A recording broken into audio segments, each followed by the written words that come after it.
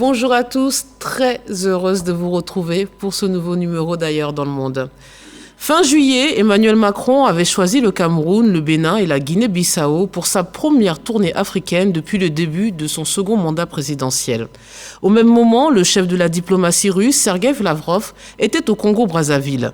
L'homme de confiance de Vladimir Poutine a effectué une tournée en Afrique, de l'Égypte à l'Éthiopie. Et depuis dimanche, c'est le secrétaire d'État américain Antony Blinken qui a entamé une tournée africaine par l'Afrique du Sud avant de se rendre en République démocratique du Congo et au Rwanda. Pour quelles raisons ces trois puissances sont en opération séduction sur le continent? Assiste-t-on à une guerre d'influence entre la France, la Russie et les États-Unis en Afrique? Pour en parler, je reçois le journaliste Valentin Bongain. Bonjour et bienvenue. Bonjour Fatine. Et je reçois aussi pour la première fois Moritier Camara, enseignant-chercheur au département Histoire à l'université Alassane Ouattara de Bouaké. Bonjour et bienvenue. Bonjour madame. Alors professeur Camara, pouvez-vous nous faire sommairement l'historique de la présence française, russe et américaine en Afrique? Tout à fait. D'abord, je vous remercie de m'avoir associé à cette analyse de l'histoire contemporaine de l'Afrique. Mais je commencerai à dire que l'Afrique se trouve en ce moment dans le même état qu'elle se trouvait à la fin du 19e siècle. C'est-à-dire, il y a une attractivité de ce continent pour toutes les puissances qui veulent exister ou s'affirmer. Et c'est ce que nous constatons. Pour parler de la présence des trois puissances en Afrique, nous allons commencer d'abord par les États-Unis. Les États-Unis, j'aimerais commencer par le discours qui a été prononcé par le président Monroe le 2 décembre 1823 devant le Congrès et qui avait pour objet de pouvoir développer les principes de la politique étrangère des États-Unis et notamment celle qui consiste à écarter les puissances européennes, n'est-ce pas, de l'Amérique du Sud et de l'Amérique du Nord. Et c'est ce qu'on appelle donc la doctrine Monroe. Donc de façon factuelle, les États-Unis donc se réservaient tout l'espace américain comme arrière-cour et laissaient le reste du monde aux puissances européennes. Et c'est ce qui s'est passé. Vous allez remarquer que lorsqu'il y a eu le congrès de Berlin de 1884-1885, les États-Unis faisaient partie des 15 puissances qui étaient à Berlin. Mais les États-Unis n'ont pas participé à l'occupation de l'Afrique. Donc, cette doctrine Monroe va continuer jusqu'en 1932, lorsque Roosevelt arrive donc au pouvoir et énonce, lui, une nouvelle politique de bon voisinage avec ses voisins sud-américains et nord-américains. Donc, il essaie de d'édulcorer cette politique. Mais malgré cela, les États-Unis n'ont pas pris pied en Afrique.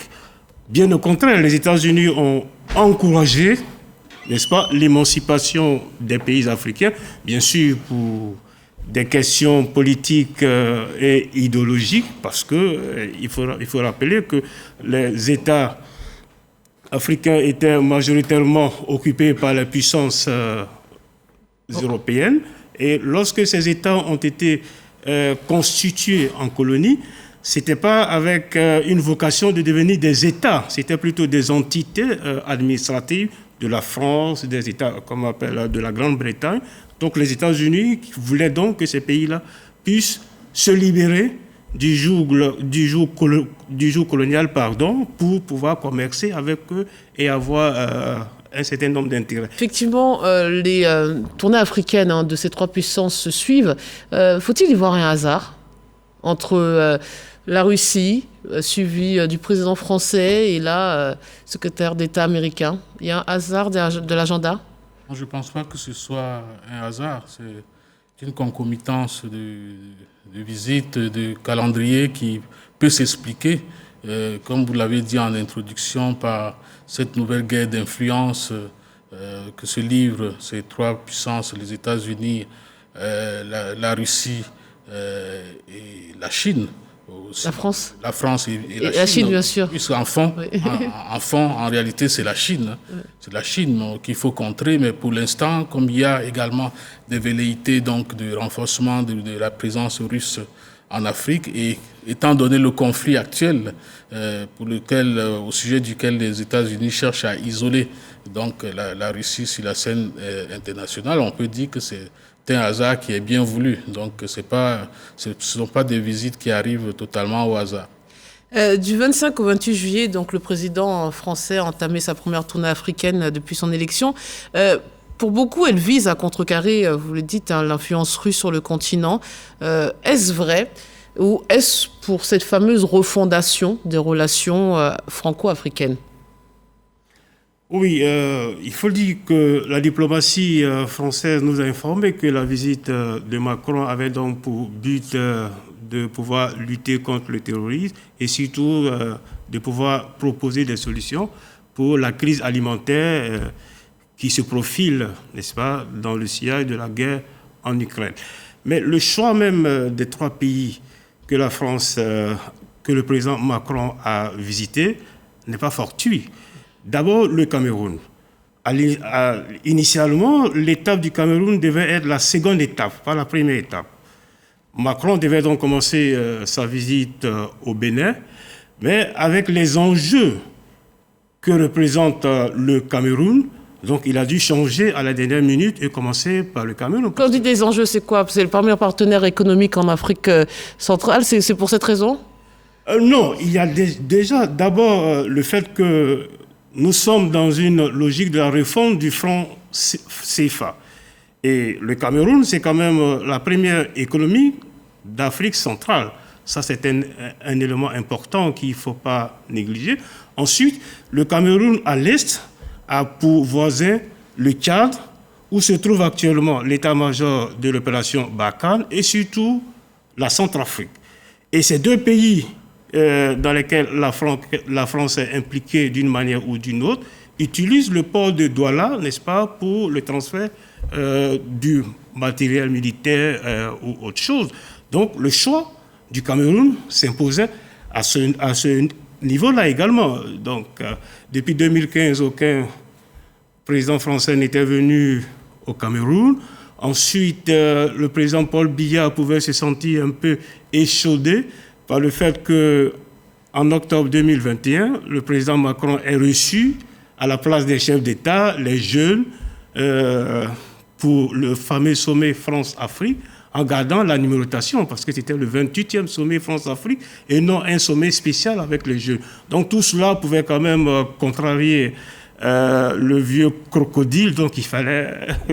Alors, qu'est-ce qu'on retient de cette visite au Cameroun ? Quel bilan fait-on de cette visite ? Il y a un aspect mémoriel qui a été décidé. Tout à fait, il y a un aspect mémoriel important parce qu'au nombre des enjeux de la visite de M. Macron à Yaoundé, et bien au nombre de ces enjeux, il y a l'enjeu mémoriel parce que les relations entre la France et le Cameroun ont été très souvent des relations tumultueuses, surtout la période coloniale et post-coloniale a été marquée par des faits pas très glorieux pour la France. Il y a une histoire clairement qui ne passe pas, qui n'est pas passée jusqu'ici, une histoire des actions commises par l'armée française, notamment au Cameroun, qui ne passe pas, puisque ce passé n'a pas été soldé. Et c'est maintenant seulement que M. Macron dit vouloir ouvrir donc les archives pour qu'un certain groupe d'historiens puisse y accéder et faire donc les analyses et les rétrocessions qui s'imposent. Mais là encore, ce n'était pas une annonce vraiment nouvelle parce que François Hollande l'avait déjà annoncé une première fois sans qu'on en voit les résultats palpables. Donc il y a cet enjeu mémoriel important et puis il y a aussi l'enjeu stratégique parce que c'est un pays, le Cameroun, qui a une position centrale donc en Afrique centrale. Le professeur Moritier Camara l'a rappelé tout à l'heure. Eh bien, il y a à côté la Centrafrique, il y a le Tchad qui est le siège de l'état-major donc de l'opération française en Afrique aujourd'hui, et il y a aussi le fait que le Cameroun venait donc de renouveler un contrat, une convention avec la Russie, et donc ça a été perçu, le message est passé à Paris, selon lequel donc le Cameroun pouvait donc se rapprocher davantage de la Russie. Comme c'est un pays qui fait partie de ce qu'on appelle le précaré français en Afrique, donc il fallait réagir. Donc je pense qu'il y a tout ça réuni qui a qui a fait en sorte que la première visite de cette tournée de Macron se fasse au Cameroun. Et là, pour le coup, on a oublié les droits de l'homme. Le président Macron nous a habitués quand même à donner des bons ou mauvais points aux chefs d'État africains. Et en termes de longévité, Paul Biya bat les records absolus. Mais on a mis ça sous le tapis pour des raisons sécuritaires, économiques. Des raisons diplomatiques, parce qu'il faut dire que sur le plan diplomatique, la France est sur la mauvaise pente dans son précaré. Parce que M. Valentin l'a rappelé, il y a tout un contentieux, tout un passif colonial qui continue encore à envenimer, sinon à pourrir ces relations et auxquelles il faut faire face. Mais voilà, donc. Alors, allons-y rapidement sur les deux autres visites avant de parler des Russes et des Américains. Le choix du Bénin et de la Guinée-Bissau, qu'est-ce qui a motivé ce choix? Pour le Bénin, c'est une raison sécuritaire, on imagine? Oui, on imagine la question sécuritaire, puisque c'est un pays qui avait été jusque-là relativement épargné donc, par la montée de l'insécurité et du terrorisme dans le poteau sahélo-saharien, mais qui, avec le Togo ces derniers temps, montrait quand même certains signes perceptibles d'incursion de certains groupes dans la région. Mais il y a également il y a aussi le fait culturel. Alors, on se souvient bien que la fameuse question de restitution d'œuvres d'art spoliées durant la période coloniale, eh bien, c'était important. Et puis, n'oublions pas aussi que pendant longtemps, le Bénin a signifié, en tout cas aux yeux de beaucoup, le renouveau politique démocratique africain. C'était une expérience démocratique qui a été saluée de par le monde depuis donc les fameuses conférences nationales et autres qui ont été souvent montées en modèle pour le reste de la région et qui ces derniers temps aussi commençaient à montrer des signes d'essoufflement, pour dire le moins. Donc il y a ces différents aspects qui donc peuvent expliquer aussi que le président français a voulu passer également par le Bénin. Et pour la Guinée-Bissau, à part le fait que le président Umaro Sissoco Embaló soit président de la CEDEAO, Bon, c'est pas une grande puissance sur le continent, c'est un petit pays de l'Afrique de l'Ouest. Pourquoi ce choix? D'accord. Avant de parler de la Guinée-Bissau, qui pour moi constitue vraiment l'étape la plus importante et décisive de la visite de Macron, j'aimerais dire un mot quand même sur le Bénin. Ce que le président Macron veut présenter le Bénin comme le nouveau modèle des relations France-Afrique, qu'il appelle un modèle gagnant-gagnant. Et le président Talon l'a dit, désormais nous sommes dans une relation avec la France débarrassée de tous les aspects, de tous les passifs coloniaux. Donc peut-être que le président Talon estime que la restitution de Vinci œuvre dans sa comptabilité, soldait, n'est-ce pas, tout le passif avec la France. Bon, ça, c'est sa vision. Pour venir sur la Guinée-Bissau, d'abord, il y a le fait qu'il faut remarquer qu'en Afrique, le sentiment anti-français accourt dans les anciennes colonies françaises, donc dans le précaré français. Alors que nous sommes en Guinée-Bissau, un pays francophile, parce que le président Umaro s'exprime dans un français impeccable. Et ensuite, il y a donc cet élément-là. Et vous avez vu quand le président Macron a été donc sur place, il a donc annoncé l'ouverture d'une école française l'année prochaine à Bissau. Mais l'aspect le plus important, c'est que le président Umaro Sissoco a eu donc des prises de position qui étaient à l'encontre de ce qu'on attendait de la CEDEAO. Exemple, lorsqu'il y a eu le sommet virtuel après le coup d'État en août 2020, il a dit... À la tentative du coup d'État. En 2020, non, pas en Guinée-Bissau, au Mali. Ah, d'accord, ok. Lorsqu'il y a eu le coup d'État au Mali et que la CEDEAO s'est réunie de façon virtuelle, il a dit à ses homologues, aidons plutôt ceux qui ont pris le pouvoir à réussir ce qu'ils sont en train de faire. Lui-même s'est rendu en visite officielle à Bamako et il a estimé en février 2022 que puisque la France n'avait pas envahi la Guinée-Bissau, la France n'avait pas envahi le Mali, mais s'était installée au Mali selon les accords, et que si le gouvernement malien dénonçait ces accords, il ne voyait pas pourquoi la France ne partirait pas. Donc c'est cette personne qui devient donc le patron de la CEDEAO, alors que la France ne veut plus se mettre au devant, elle veut plutôt passer par la CEDEAO. Donc il fallait forcément que le président Macron puisse convaincre, entre guillemets, le président guinéen, de sa lecture de ce qui se passe. Et c'est ce qui a été fait, parce que Macron a reçu donc une invitation à participer au prochain sommet de la CEDEAO. On va passer aux Russes. Égypte, Congo, Ouganda et Éthiopie. C'est la liste de quelques pays africains dans lesquels s'est rendu donc Sergueï Lavrov. Là aussi, pourquoi ces choix ?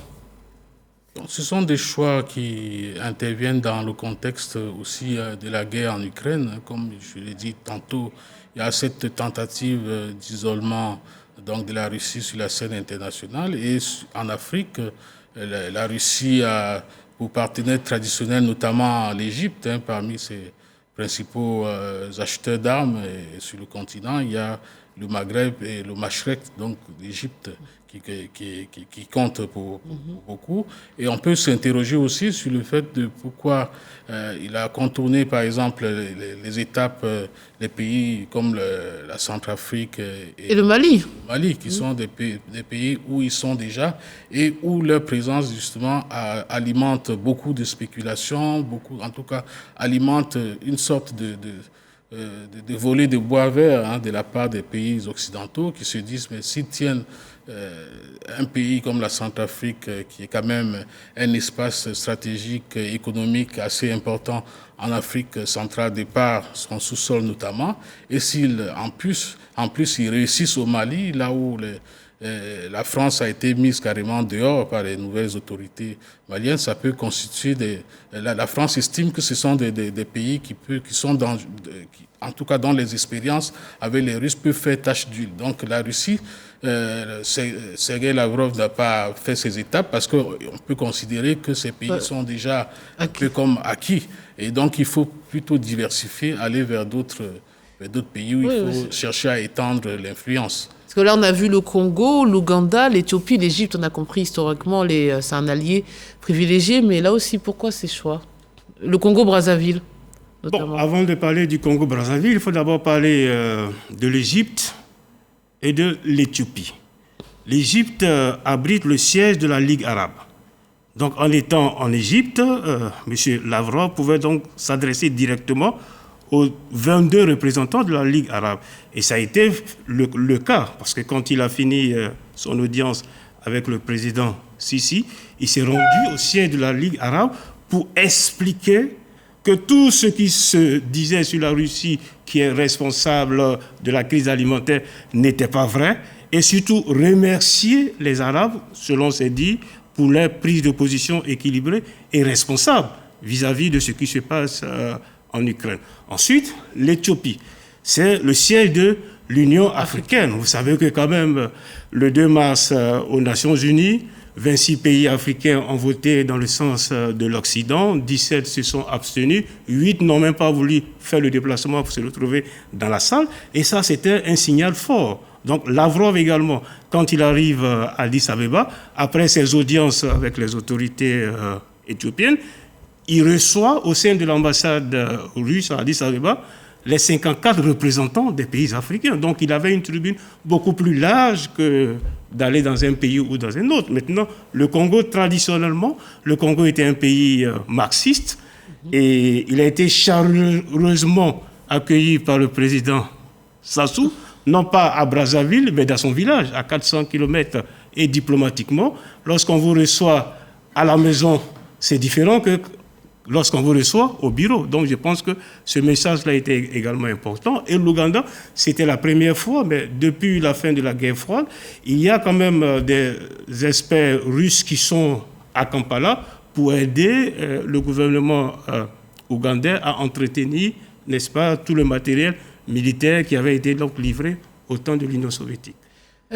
À vous écouter, il y a aussi cette guerre en Ukraine qui est le fond de cette visite où chacun vient poser ses pions. Macron a lui-même, depuis le Cameroun, critiqué les Africains en les traitant d'hypocrites sur la question par rapport à leur vote. C'est ça aussi, avant qu'on parle des États-Unis, c'est ça aussi l'objectif de ce déplacement, que chacun choisit ce camp alors que l'Afrique, historiquement, est plutôt non alignée. Oui, non aligné, mais chaque pays africain est libre d'avoir des relations privilégiées avec tel pays ou tel autre. Et c'est le cas. Il y a des pays qui ont des relations, qui sont dans des relations de proximité avec soit les États-Unis, la France, la Chine ou la Russie. Donc ça, c'est un fait. Maintenant, lorsque le président Macron arrive, par exemple, au Cameroun, on sent tout de suite que l'objectif, on dirait que l'objectif principal de son voyage, c'est moins le Cameroun en réalité que la Russie qu'il faut combattre. Je disais tantôt qu'il y avait dans ce contrat qui avait été, cette coopération militaire qui a été renouvelée avec la Russie quelques semaines plus tôt, et donc avec donc la crainte pour la France que le Cameroun puisse basculer également dans une sorte d'aide d'influence russe. Donc il y avait très nettement chez M. Macron, il a d'ailleurs parlé plus de la Russie que du Cameroun, et lorsque le suivait. Donc en disant non, faites attention. Et malheureusement, en fond sonore, il y a toujours cette façon d'infantiliser, de vouloir infantiliser l'Afrique qui ne passe pas. C'est-à-dire que ça peut-être fait malgré lui. C'est maladroit. C'était très maladroit. C'est le style Macron. C'était très maladroit, c'est peut-être son style, mais c'est très maladroit et c'est même injurieux vis-à-vis des Africains de les traiter d'hypocrites. C'est une injure. Oui, c'est une injure comme Trump l'avait fait justement. vis-à-vis des Africains. Et vous permettez de passer à la suite, donc parler de Monsieur Blinken, qui pour sa première étape lui avait choisi donc l'Afrique du Sud, pays qui depuis le début de l'invasion russe en Ukraine a adopté une position neutre et refusé de se joindre aux appels occidentaux à condamner Moscou. Là aussi, après, quel était l'état des relations entre les États-Unis d'Amérique et l'Afrique après les propos de Trump qui nous a qualifiés quand même de pays de merde, il faut le rappeler. Voilà, pour parler de l'Afrique du Sud, il faut dire que les relations avec l'Afrique du Sud se sont quand même refroidies, même étaient glaciales, après que Trump ait donc qualifié les pays africains de pays de merde. Et il y a eu une forte réaction de la diplomatie sud-africaine à ce moment-là. Je pense que le secrétaire d'État vient donc dans un contexte où l'Afrique devient quand même un terrain de jeu assez important, parce que lorsqu'il y a des voix aux Nations Unies, on compte toujours ceux qui sont pour ou ceux qui sont contre, essayer quand même de reculer un peu. Et vous avez vu qu'il a commencé sa visite par rendre hommage au jeune Hector Peterson qui a été donc tué en 1976 à 12 ans. Mais il y a tellement de contentieux diplomatiques entre les États-Unis et l'Afrique du Sud que je pense que dans ce contexte où chacun cherche à compter ses amis, il fallait que la diplomatie américaine vienne sur place pour essayer de voir comment le gérer. Le premier contentieux, c'est d'abord sur la question du Sahara occidental. Trump a reconnu le Sahara comme faisant partie du Maroc, ce qui n'est pas, n'est-ce pas, la vision de la diplomatie sud-africaine. La seconde question également qui a fâché, parce que une semaine avant la visite de Blinken, la ministre des Affaires étrangères sud-africaine a publié une tribune dans laquelle elle dénonçait la loi qui est donc en étude au Sénat et qui punit tous les pays africains qui se rapprocheraient de la Russie. Parce que les États-Unis considèrent que les ressources qui sont en Afrique sont importantes pour les États-Unis. Donc il faut préserver ces ressources-là, n'est-ce pas, de l'influence russe. Et ils sont donc en train de mettre une loi en place. Ensuite, le dernier élément qui pose problème et qui a été révélé par l'actualité, c'est la question palestinienne. Parce que la ministre des Affaires étrangères a suggéré à son homologue américain de considérer que comme les Ukrainiens, les Palestiniens également avaient droit, n'est-ce pas, à un certain nombre d'égards dans leur vie sur leur territoire. Donc le déplacement américain doit être vraiment perçu comme une réponse du berger à la bergère par rapport aux Russes. C'est vraiment une réponse à la situation en Ukraine? Oui, c'est à la fois une réponse et puis également un prétexte pour pouvoir, soi-disant, refonder les relations États-Unis-Afrique, parce que comme vous l'avez souligné tout à l'heure, eh bien, ces relations ont pris un coup de froid depuis longtemps. Déjà, traditionnellement même, les États-Unis n'étaient pas très présents, n'ont jamais considéré véritablement l'Afrique comme un enjeu stratégique de premier ordre, et depuis Trump encore plus.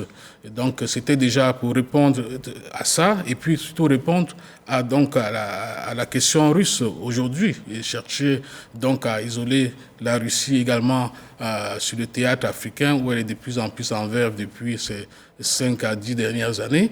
Donc, et puis ça a été un prétexte aussi pour les États-Unis pour annoncer donc une refondation des relations entre les États-Unis et l'Afrique autour de 5 points. Mais lorsqu'on regarde et lorsqu'on a également en mémoire le fait, comme vient de le rappeler le professeur, eh bien, le fait qu'il y a en étude donc aujourd'hui une loi pour punir donc quiconque commercerait avec la Russie, eh bien, je trouve ça très maladroit de la part des États-Unis, et je me demande bien à quoi servira donc cette nouvelle stratégie de refondation des relations américano-africaines si elles sont basées également sur la punition de quiconque irait vers celui qu'on considère pour le moment comme un ennemi. Alors, on pourrait s'attendre à ce qu'il visite les pays, on va dire, anglophones en priorité, mais il va aussi visiter le Rwanda, la République démocratique du Congo. Là aussi, comment vous expliquez ce choix? Il y a un conflit actuellement. Ils veulent, les États-Unis, redevenir les gendarmes sur le continent africain? Je ne pense pas. Peut-être, bien sûr, les États-Unis veulent faire une médiation entre le Rwanda et la République démocratique du Congo, mais il y a des enjeux beaucoup plus importants et beaucoup plus personnels aux États-Unis que celui-là.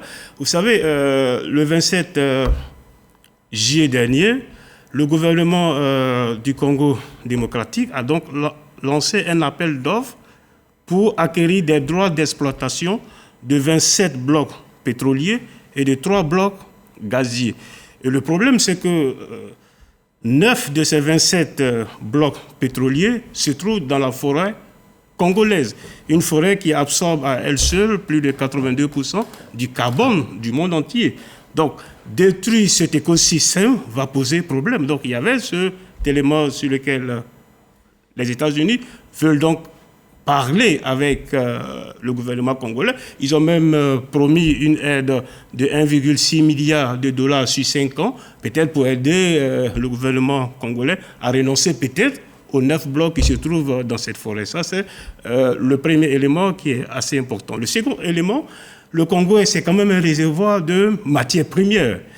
Et depuis le Moyen-Orient, où il se trouvent les matières premières, les États-Unis ne sont pas loin. Et aujourd'hui, le Congo, avec toute la guerre qui se trouve dans le Kivu, est donc un réservoir à ciel ouvert du coltan, qui est donc ce minerai qui rentre dans les téléphones, la fabrication des téléphones, des ordinateurs, etc. Donc, il y a également cet élément sur lequel les Américains voulaient donc convaincre les Congolais. Voilà, les Congolais. Alors, dernier point, on parlait de la Chine tout à l'heure. Est-ce qu'on doit s'attendre à une tournée bientôt, si ce n'est de Xi Jinping en personne, d'un représentant, puisque pour l'instant, c'est la Chine qui mène la danse sur le plan économique en Afrique? Oui, la Chine mène la danse et je ne pense pas qu'elle soit dans l'obligation aujourd'hui de faire comme les autres. La Chine est plutôt en position très confortable aujourd'hui sur le continent. C'est déjà la fin de cette émission. Je suis désolée, messieurs, le temps est parti. Voilà, c'est déjà fini. Alors, on aurait pu vous écouter des heures et des heures. Il y avait tellement à dire. Ne vous inquiétez pas, on aura l'occasion de reparler. Je vous remercie infiniment, professeur Camara. C'est votre première, et c'est certainement pas la dernière, ailleurs dans le monde. Bienvenue. Valentin Bougaine, que je ne présente plus, toujours aussi érudit. On se quitte sur cette citation. C'est un classique, mais voilà, il est bon de le rappeler, que les États n'ont pas d'amis, ils n'ont que des intérêts, comme disait Charles de Gaulle. Merci à vous de nous avoir suivis et bonne suite des programmes sur RTI 1.